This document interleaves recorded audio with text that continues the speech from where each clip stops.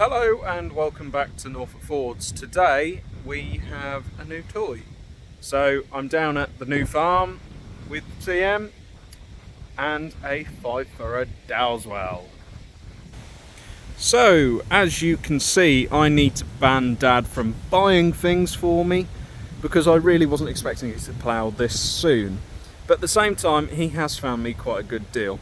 This is a Dowdeswell DP7.2 with a little 2 on the end, so I guess it's the second one of those.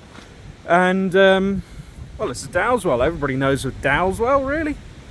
They're a good, solid British-made plough from back in the day. This one, I'm guessing, is late 80s, early 90s sort of era, and she's got a clod cracker on it.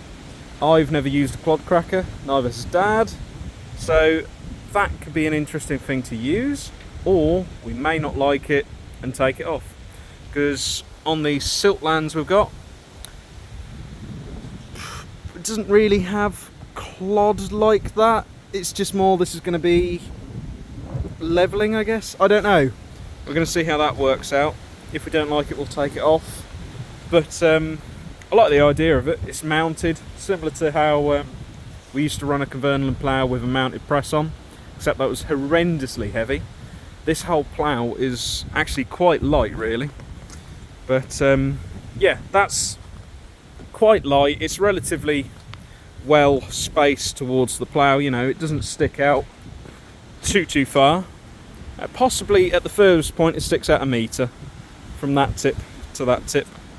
So not a great deal of strain on the plough. We'll see how that gets on. But we're a little way off from getting it into work yet. We, well, in typical Norfolkfords fashion, this is more of a project than it is something that's going to go straight into work. The plough was cheap, and it was cheap for a few little reasons. It needs the turnover valve stripping out and redoing. The turnover valve is here. Every time I use it, it gets about a quarter of a turn, then comes back. A couple of times we've gone half turn and then come back, but we haven't actually had a full turn out of her. So we've tried it on 2 tractors now. I picked this up with a T6, bearing in mind that's 50k, so I picked it up from Hilgi at the Barry Hawkins auction, and tried it on the T6, and the hydraulics I think were a bit too high. The TM, I've got them dialed down a little bit, and I can nearly get this to turn over, but it's not quite right. So also for the fun of it, I feel like I want to take it apart and clean it out. So what else does this plough offer? It is a 4+1, so if we ever get in a muddle, we can drop a furrow, and also drop the end section of the clod cracker, which is quite good. So in theory, if I ever really wanted to, I could drop, well, I reckon I was going to say the John Deere 6310, which is a soft spot for me. I love that tractor. We used to pull 5 furrows with that and a press. I reckon because this is a smaller plough, this isn't quite modern size breasts. I don't actually know what size they are without measuring them. I reckon this could be pulled behind our 6310 if we wanted to. Definitely would. If we needed to, say, plough and drill in front, we could drop this onto the 6310, drop the furrow off, drop the extra off. We could then have this as a 4 furrow on the smaller tractor. So we've got a little bit of built-in redundancy if the TM's busy on the homemade combi or something like that, or subsoil, and you know, there's a few options, which is good. I have got the rest of the skimming bodies. For some reason the previous owner took the skimming bodies off, and presumably because that looks a cleaner bolt than the rest of it, I reckon he, for the majority of its life, ran it as a 4 furrow, removed the skimmers and just removed the extra body on the end, because I don't know why you'd run a skimmer on the end furrow but none of the others. Although according to the chap we spoke to at Barry Hawkins, this was being used to bury maize, I think. So, don't know. Anyway, gotta be aware, this has had what I would call a catastrophic failure at one point. It's been welded up and plated up, and look down it, looks straight. So somebody half decent knew what they were doing when they put that back together. So we've got to be aware of that. It's an older plough, 5 furrows, 165 horsepower. So we'll tidy her up, get her ready for work, sort out the hydraulics, and then just go gentle. The TM is a pretty decent tractor really for horsepower. So we'll see, because these are narrower furrows compared to a more modern plough like Dad's Cavernland. You can see there's less gap. This isn't vary width. I don't know if you can change the width at all. It all looks fairly solid, so I don't think you can. Then we've got the depth wheel. Depth wheel looks fine. Keeps air in the tyre, which is the main thing. Looks as though we're going to have to do a little bit of work on these pins and stuff, because there's clearly a gap in there. Again, this has had some welds to it here, there and everywhere. This especially. We're missing one of the stops at the minute. This came with one of the stops, but Dad took that off. So he's picked up a new stop ready, but they sit here just as an adjuster and they drop in there like that. So there's nothing really complicated. Yeah, that's the gist of what we need to be aware of moving forward. I'm guessing at one point this held some hydraulic pipes, possibly these pipes, to control the clod cracker around here, just assuming. Oh, and this of course here is the front furrow width. So when that is running, that literally shifts, that twists the whole plough. So I assume you, when you're in furrow and you adjust that, it shifts the whole plough over instead of shifting the headstock like on more modern ploughs. I'll show you in a second. It's quite amusing, but the only way I can see it working is if it shifts the way it pulls on the linkage, if that makes sense.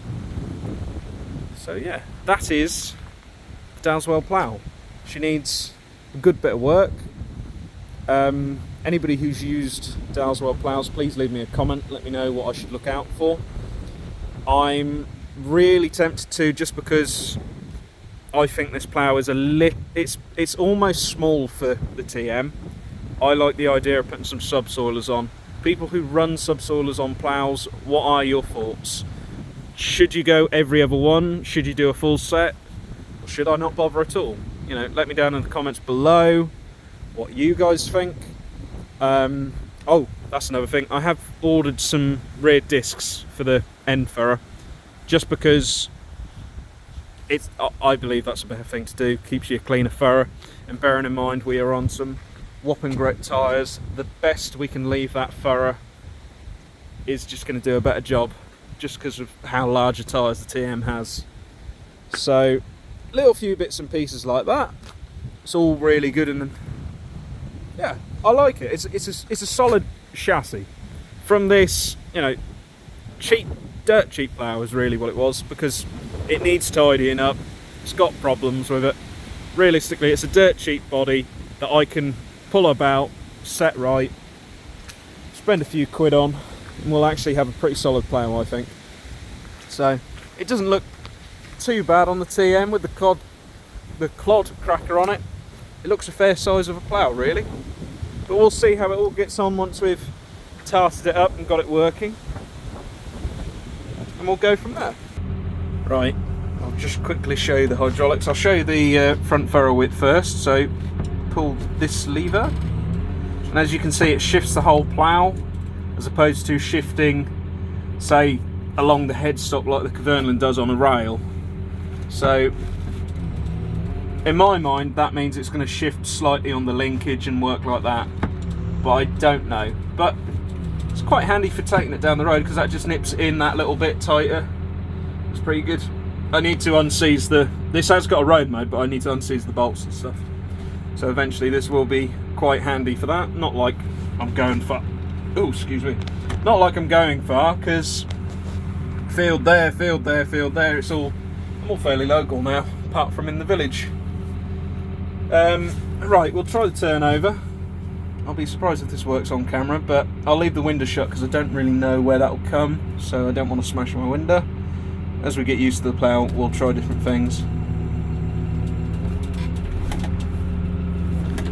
I think that time it hit the floor, but sometimes, see there, it jolts. No, it won't do anything. There we go, it jolts. I don't really know what's up with it. There we go, that's a good example of it. Put it into float for a second and it might go further again, but you can see there's something not quite right because it's not really entertaining the idea of actually going very far. See, there we go. Right. Leave me a comment down below if you know what I need to do to this plough. I'm going to pull it about and have a play, really. We'll get there. Like I said, let me down in the comments. Let me know down in the comments if you've used Dowdeswells quite a bit. Any advice you'd give me. Should I run subsoilers? Is it as simple as taking apart the turnover valve and cleaning it up? That sort of stuff I'm looking for, really. But if this interests you, make sure you like and subscribe. And we will see you in the next video for more, well, buying old stuff and tidying it up, really. Do that quite a lot, really. I've got too many projects. Soon we'll have a video of the winter wheat going in from a couple of weeks ago, so stay tuned for that. And coming, we have got the farmhouse renovation. We're going to start doing some videos on that as well.